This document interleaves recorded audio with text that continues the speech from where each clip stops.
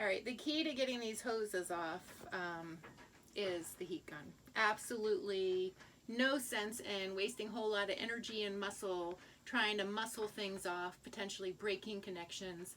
You heat gun it, you try. If it's still not loose, you just heat gun it some more, and you got it off. You like getting it off.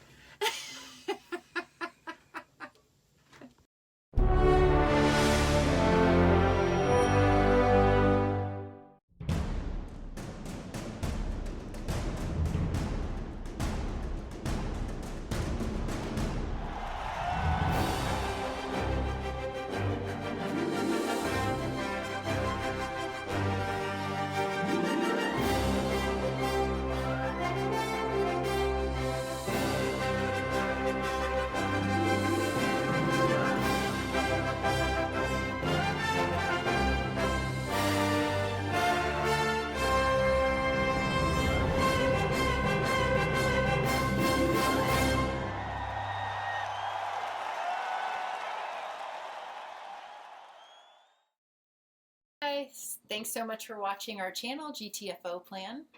As we wait for our future boat, when we retire in 2023 to sail the world, we are all about the learning right now. Because when we're out in the ocean or visiting islands, we're not going to have repair people that can come out and help us. Yeah. And so we need to be as self-sufficient as possible. So this next video, we're going to talk about one of the recent projects that we finished, which was exciting, yet stinky. Ever since we've bought Cloud Chaser, we've had a joker valve that doesn't keep everything in, so it tends to float up. And we've tried other joker valves because we have a Wilcox Crittenden, right, which has been discontinued for many years. Anyway, it got to be too much of a problem, so we knew we had to just replace the whole toilet. Right. And when we first bought the boat, we had noticed the smell, so we bought like 20, 30 feet of the sanitation hose. Yeah. So it was kind of like, okay, now's the time. Let's just do it, be done with it. Replace the head, replace the lines, the hoses. Right. And get it all tip-top shape. Right. Oh, and Sheila came out with me. Yeah. Thank you so much, Sheila. That is true friendship. Yeah. You have to work on a toilet with your friends. Yes. Oh, and she replaced our fuel water separator, too. Yeah, she did. That was awesome. Yeah, it worked great. All right, so I'm back at the boat. I only got 1 of 8 of the headlines disconnected because I'm going to replace them all. And I get really frustrated. All right, so I'm going to put the heat gun on here. Be very careful just to do enough heat to get the thing loosened up.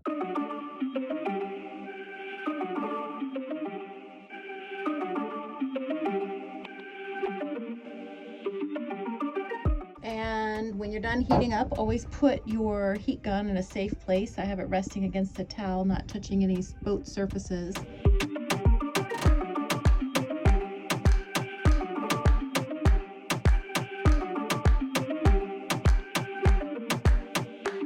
All right, so I got 3 of the 4 pipes off in a matter of minutes using heat. That was definitely the trick. This diagram shows me where all my valves are.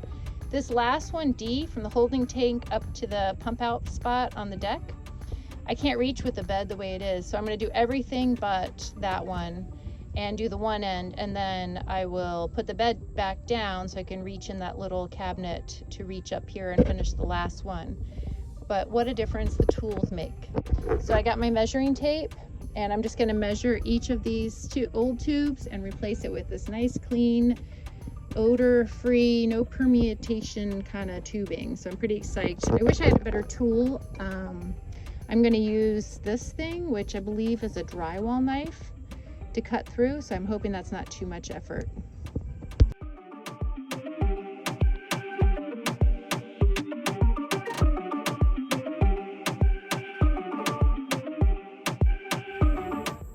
Weird, like this button popped out of this tubing, I think.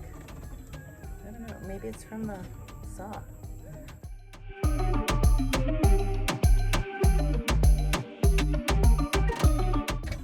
Yay, got it off.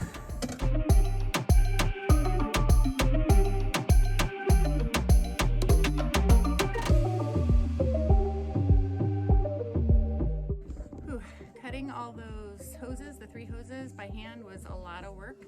There's probably a better way to do it, so feel free free to comment in the comments below. I'm really open to suggestions. This is our practice boat, so thank you.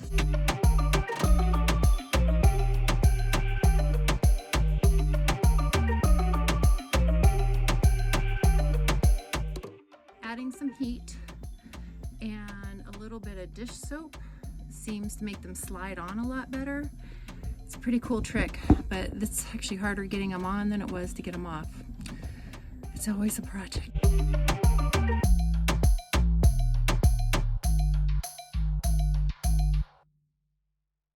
See the overboard pipe, which actually I don't think we'll ever use on this boat because we don't go out in the ocean that far at all. Probably never will again since we already did the Delmarva. There's this big kink. So I'm not sure if I need a different type of hose or if I should heat that. Alright, this is try number 3. I have the distance to almost 6 inches. I need to get it down to 4 inches. But every time I'm using hot water, if I go too fast, what happens is you get a kink, and that would be really bad. It's hard to say, but I'm getting close to that 4 inches. I might even be really, really close. And I still don't have any crazy bend happening that's gonna clog up and catch. So my hope is that when I take this webbing strap out, that this will hold the basic shape, because if it's this bent and not messed up now at the curve, then I think we should be able to get it on. Famous last words. So we got a new head, and we went with a manual Japsco compact size, because that's all that would fit in our small head. And we didn't want to do electric because we only have 2 batteries. Of course, the holes didn't match. Right, of course. Went back home again, did some research. Yeah, we looked at Headmistress and the Catalina 30 forum group, both excellent resources. We'll put the links to their sites in the description box below. But what was recommended there was get some starboard, right? To put over this, to cover the holes, and that gives a 1/2 inch of height, which is not bad to be a little bit higher. And it looks very professional. Right. And they posted a picture, and we're like, oh, this is great. How hard could this be? Yeah.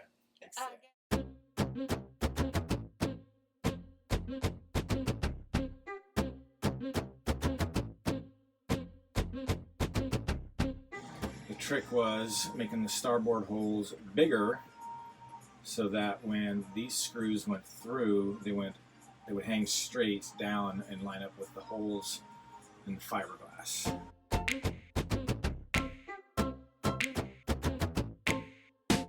Best tool ever is a ratcheting screwdriver, because there's not a lot of room. I can't even get the little teeny screwdriver in there. You know, the short-handled one that looks like this. There's just not enough room between the bowl and the screw.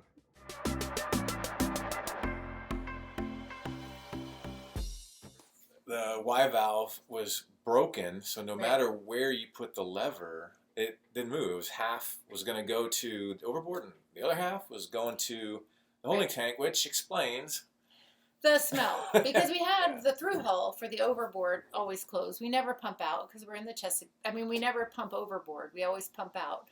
But every time, even though we were pumping out our holding tank, our black water tank, we would always have a little bit in that tube because of the broken Y valve. Yeah. So another lesson learned. Hopefully you can learn from our mistakes. If you're going to do this project, go ahead and get a new Y valve. It's money well spent. Right. So discover something else fun, because EAFP, our Y valve, is broken. It needs to be replaced. You'll see that the valve is kind of half open, and you'll notice that the lever is up, meaning it should come to the upper hose, which goes to the holding tank. And then when I shift that down, notice the valve in there does nothing. So, West Marine, here I come. Woo!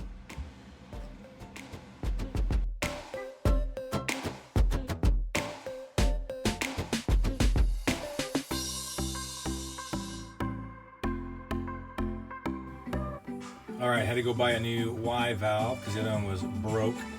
I went to Faucets, got a good price, and then what I did is I just kind of labeled some things so that when I install it, going where and what's coming from where.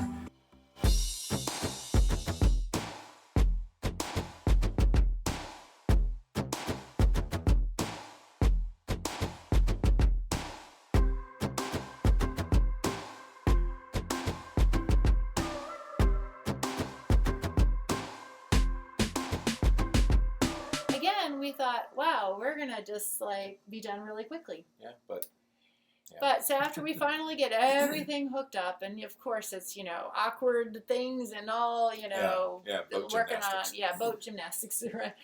All right, so there you can see the new Y valve, and we have the top hose. The hose closest to us comes back to the head, and then the hose that's connected is wrong. What? All right, we're in the final stages. We're flushing water through and looking for leaks. The angle's a little different on this one, so we tried 2 hose clamps. Now we're gonna see if it leaks when we pour water in. Go poo. All right, now we're gonna pump it.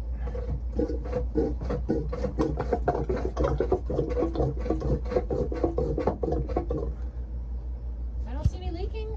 It's leaking. It's leaking? Yeah, see, water.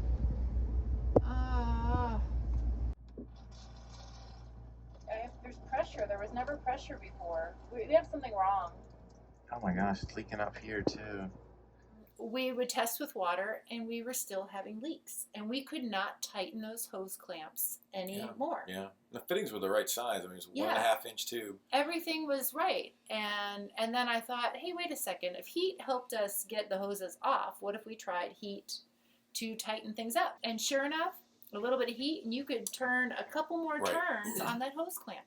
Genius. So we did that until we had no leaks, and Yeah. we're like, we got this. And then So- the last hose that we replaced was coming off the holding tank that goes up to the top of the deck where the deck fitting where we pump where out. you pump out. Yeah. So Yeah. all new plumbing and all brand new head, and get to sit on my throne about 1/2 inch higher.